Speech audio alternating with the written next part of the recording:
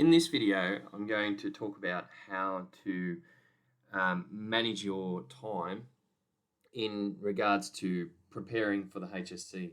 I have a couple of sayings. One really good saying is that some study is better than no study, especially preparing for the HSC. This isn't a video on what to do in preparing for the HSC. I'm going to make a series of videos like that, but this one here is really important on time management. Now, most of us, or in fact, a lot of us, 90% of the world are visual learners, so we need to see things, and so I'm going to use some visuals to help you to be able to see things so that you can actually prepare better for the HSC. Okay, so I have a Excel spreadsheet that I use, and I'm just going to show you this. Now, this is an Excel spreadsheet that has every in every cell is half an hour for every single day of the week, and when you start to see how big this is, right, there's 48 time slots. Now, you may not like every half an hour. I also have a blank hour one, so you can see every time slot, there's 24 time slots. Now, what I do with students is I say to them, there are times where you have to do things, and I'm going to show you those shortly. But there's also time that you can allocate in your week to prepare for your HSC subjects. Now, my subject, of course, for my Year 11s is software design. As you can see, there's SDD down here in one of the worksheets. And I run through this at the start of the year. What I do say to them is, if I teach you, then I would like about an hour allocated time outside of the classroom to prepare for the work that we are doing. Now, if I show you how much there is, if I go to this one here, and in my OneNote, this is everything that we have done in regards to the course in one term. So you can see that we have what's known as Algorithm Friday, and we are doing all different types of challenges for learning how to actually write algorithms, because software design is very algorithm heavy, and you need to understand how to do a lot of algorithms so that you can basically pass the HSC.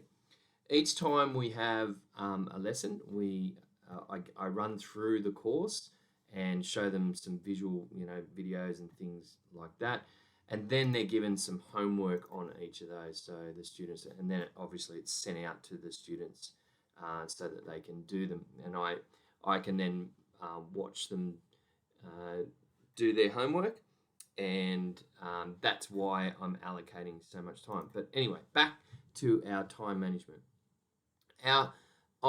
So with them doing an hour after each lesson at home, that's effective study, that's homework, that's assessment tasks. So it's not just you are in your room reading over notes and studying. It's an hour of whatever you need to have done.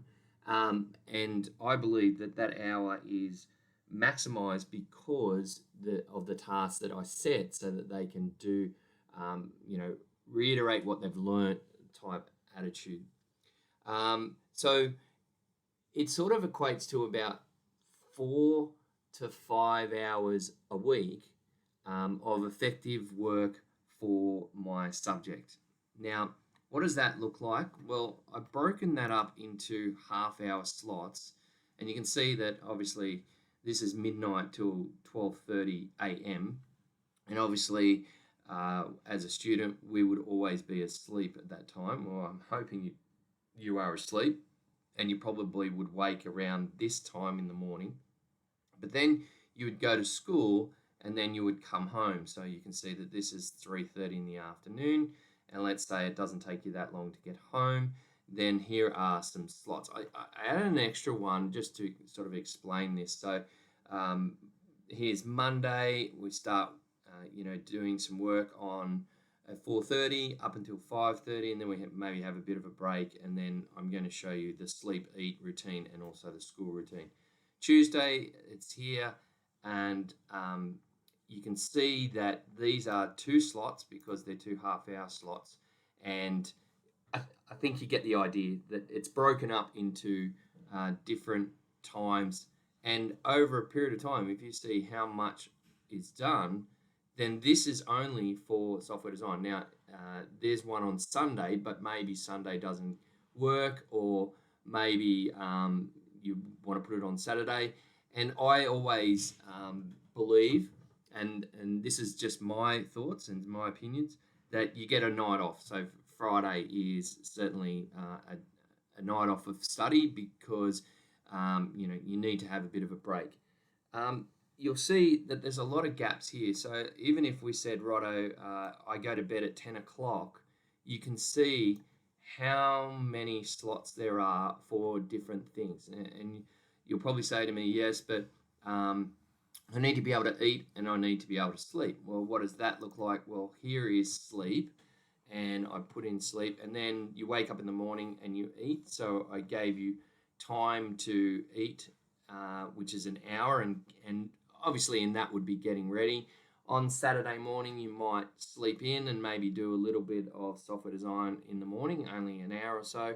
And same with Sunday, you might sleep in a little bit, or you might even get up, for those early risers, you may wish to get up. At our school, you eat at around 11:30 to 12, so I put in a little half-hour slot there, and it obviously would go longer. And then on Saturday and Sunday, maybe you're back to a normal routine. We have recess around this time as well, so we'll just pop that in. And now you start to see that you are heading home, and you're studying here.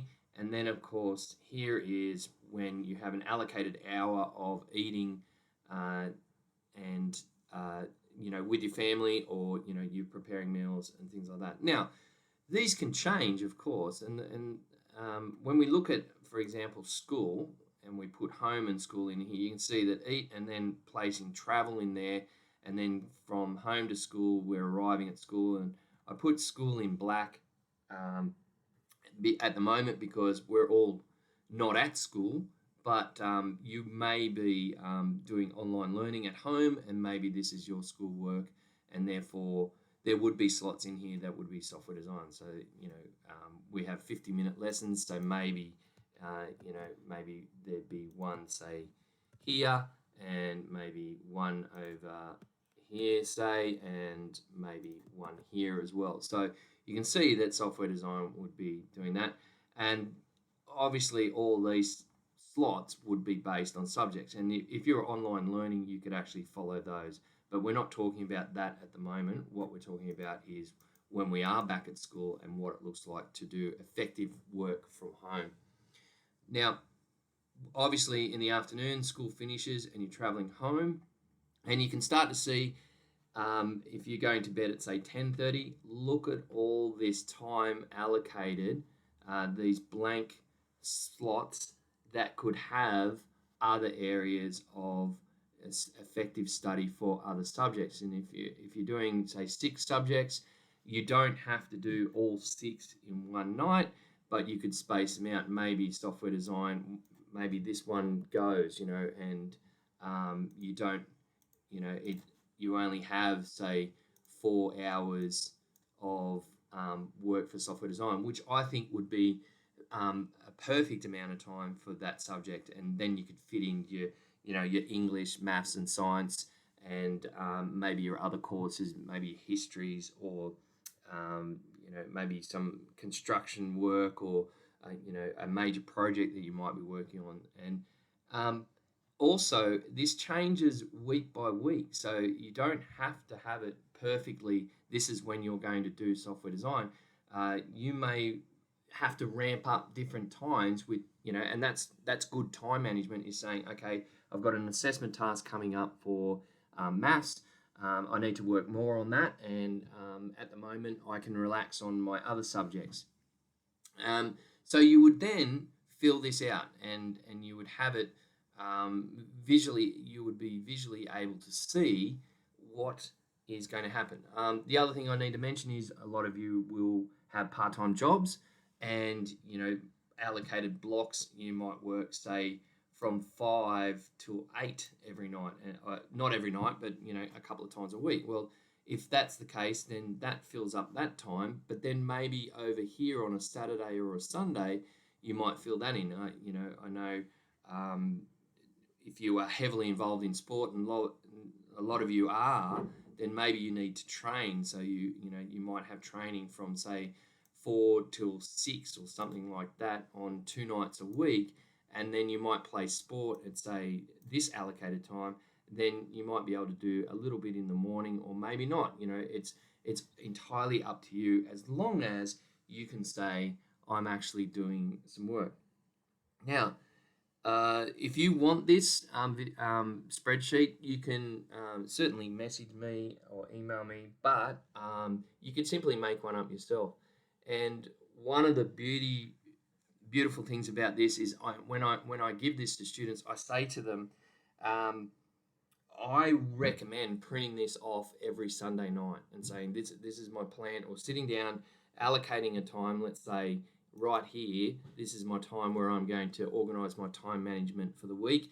You would know your shifts for your work. You would know your training routine. You would know when you're playing the following week, or maybe it'll come out eventually, but you can allocate some time to that. Then I'd color code it and print it off. Now, you could print it off and make a copy and put it in your room.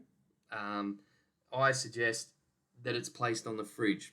And the reason that I say put it on the fridge in the kitchen, because students will, especially during HSC time, they tend to get, I wouldn't say harassed, but the parents tend to sort of, if they can't see what you're doing, they will tend to question you a lot about your work ethic and how much work you're doing. So what you can do is put it on the fridge, and then your parents will say, oh, where's so-and-so at the moment? What are they supposed to be doing? Oh, look, it is 4:30 on a Monday afternoon. They're doing software design. And if they go in your room, they know that you're actually doing that. And my next couple of videos will be a little bit on, how to set up your room, what it looks like, and things like that. But I just want to explain to you, if it's an allocated hour, there's like 15 minutes is sort of like preparation time. So if you say, right, I'm going to go in my room at 4:30 and start doing some study, you need to get your textbooks, you need to get everything. You need to get, water, because, water helps the brain to learn. You need to set up your environment. And so, by the time an hour goes by, you've actually done, say, 45 minutes of effective study. And that 45 minutes, I believe, is a solid effort. Now, it's not always going to be 45 minutes, and, you're not going to be wrapped over the knuckles with a ruler because you haven't done 45 minutes. If it's half an hour of effective work, and